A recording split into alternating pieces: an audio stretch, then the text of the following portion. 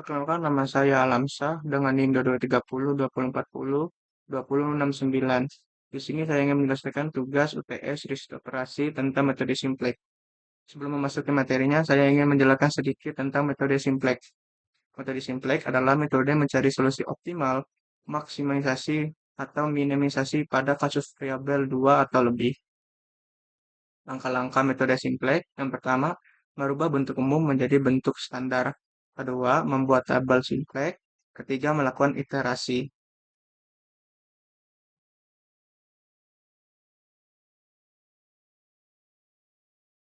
Di sini saya sudah mempunyai soal cerita.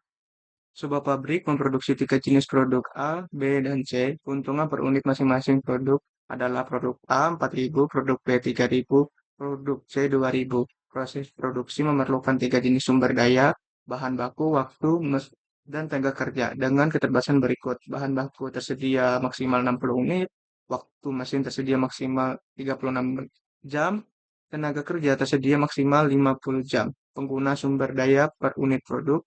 Produk A membutuhkan 2 unit bahan baku, 1 jam waktu mesin, dan 3 jam tenaga kerja. Untuk produk B, 1 unit bahan baku, 2 jam waktu mesin, 2 jam tenaga kerja. Produk C, 2 unit bahan baku, 2 jam waktu mesin, 1 jam tenaga kerja. Tentukan jumlah unit dari setiap produk A, B, dan C yang harus diproduksi memaksimalkan keuntungan. Baik, langkah pertama merubah bentuk umum ke bentuk standar. Bentuk umum, fungsi tujuan Gmax-nya di sini ada 4000 X1 plus 3000 X2 plus 2000 X3. Dari mana dapat mereka ini? Ini didapatkan dari ini. Ini yang kita masukkan ke fungsi tujuan. Untuk fungsi kendala, di sini ada 2x1 plus 1x2, 2x3 kurang dari 60. Dari mana mendapatkan ini? Ini didapatkan dari sini. Kita memasukkan di sini, kita lihat, kita memasukkan di sini. Tadi ada 2x1 untuk unit, 1x2 untuk mesin, 3x3 untuk tenaga kerja. Untuk di bawahnya sama seperti yang tadi. Di sini ada X1, X2, dan X3-nya lebih dari 0. Karena tidak mungkin kita berhutang. Lalu kita ubah ke bentuk standar. Fungsi tujuannya, Gmax 4.000 dikurang 3.000. Dikurang 2.000 sama dengan 0. Untuk fungsi kendalanya seperti ini. 2x1, 1x2, 2x3. Dari mana kita dapat x1 nih?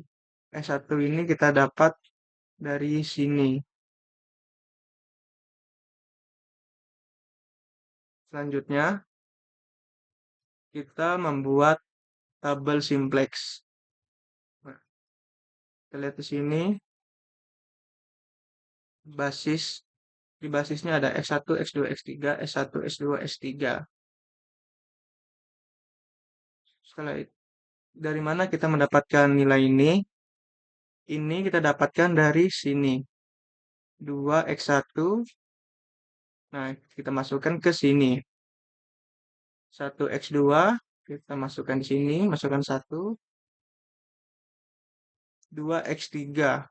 Nah, kita masukkan 2-nya ke sini. Untuk S1 bagaimana cara dapatnya? S1 ini didapatkan dari sini. S1. Nah, kenapa S2, S3 kosong? Karena di sini cuma ada S1. S2, S3 itu didapatkan dari kolom di bawahnya seperti ini. Ini di S2. S2 ada satu kan karena di sini ada S2. Jadi kita masukkan ke 1 dan seterusnya. Ini di NK atau nilai kanan kita masukkan nilai ini yang di sisi kendala tadi. Di X1 ada 60, di S2 ada 36, di S3 ada 50. Selanjutnya, langkah ketiga melakukan iterasi. Bagaimana kita melakukan iterasinya? Seperti ini ya. Untuk pertama, kita mencari kolom kunci. Bagaimana mendapatkan kolom kunci? Kita harus mencari negatif yang paling besar. Kita lihat di X1 negatif 4.000, X2 negatif 3.000, X3 negatif 2.000. Di sini yang paling besar adalah X1, yaitu 4.000. Setelahnya, kita harus mencari baris kunci. Bagaimana harus mencari kunci? Di sini kita harus mencari nilai kanan yang paling kecil dengan cara membaginya. 60 dibagi 2 adalah 30. 36 dibagi 1 adalah 36. 50 bagi 3 adalah 50.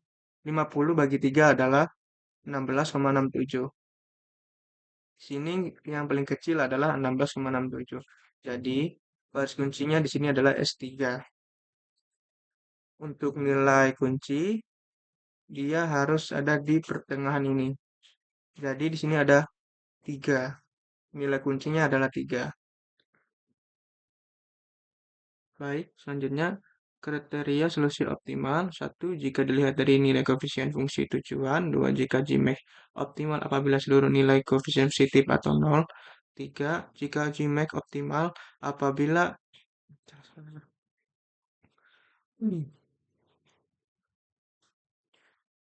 Selanjutnya, kriteria solusi optimal. 1. Jika dilihat dari nilai koefisien fungsi tujuan. Kedua, jika Gmax optimal apabila seluruh nilai koefisien positif atau 0. Ketiga, jika Gmin optimal apabila seluruh nilai koefisien nilai positif atau 0. Keempat, jika kriteria tidak terpenuhi maka ulangi iterasi. Bisa lihat di sini. Setelah dilakukan iterasi, bagaimana sih dapat nilai ini, dan ini? Cara untuk mendapatkan nilai ini dengan cara nilai ini, nilai baru, kita kalikan lalu kurangi ke nilai lama. Ini nilai baru ya.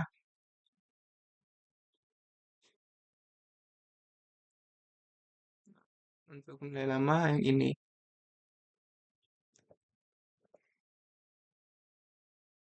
Bagaimana sih caranya? Gini. Nilai baru kita kalikan dulu ke 1. 1 ini dari mana sih? Dari sini ya. Makanya 1 dikali 1, 1, 2 per 3 kali 1, 2 per 3, dan seterusnya. Lalu setelah kita kalikan, kita kurangi 2 kurang 1, 1. 1 dikurangi 2 per 3, 1 min 1 per 3. Dan seterusnya. Untuk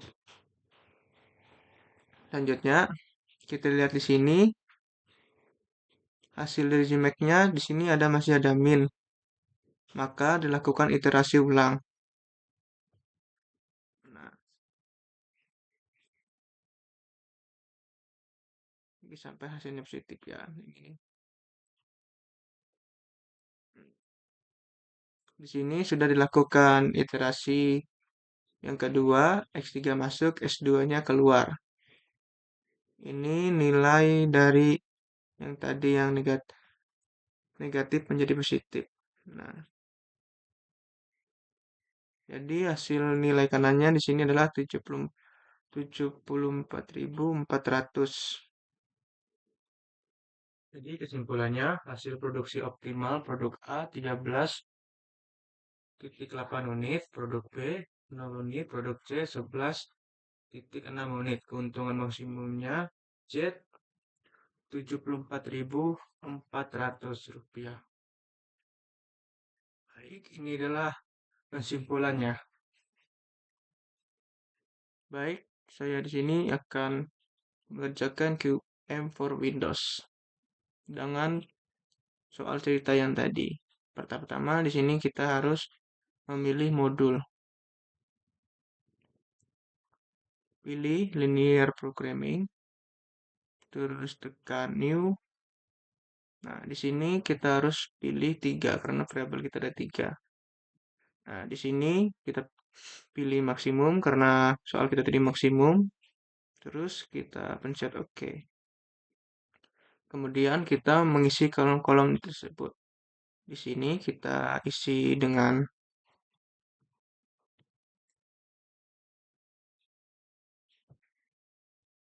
ini fungsi tujuan ada 4000x1, 3000x2, 2000x3. Kita isi di sini 4000, 3000, 2000. Lanjut, untuk yang ini bagaimana mengisinya? Ini kita isi yang ini, fungsi kendalanya. Ini 2x1, 1x2, 2x3 kita isi ke sini. 2,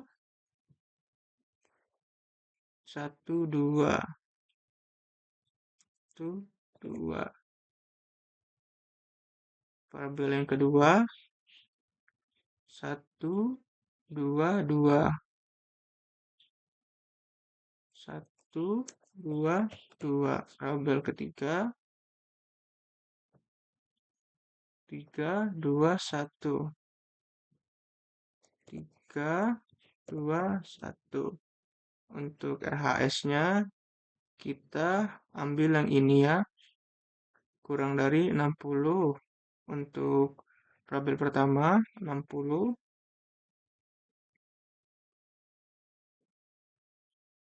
Untuk variabel kedua 36. Variabel ketiga 50.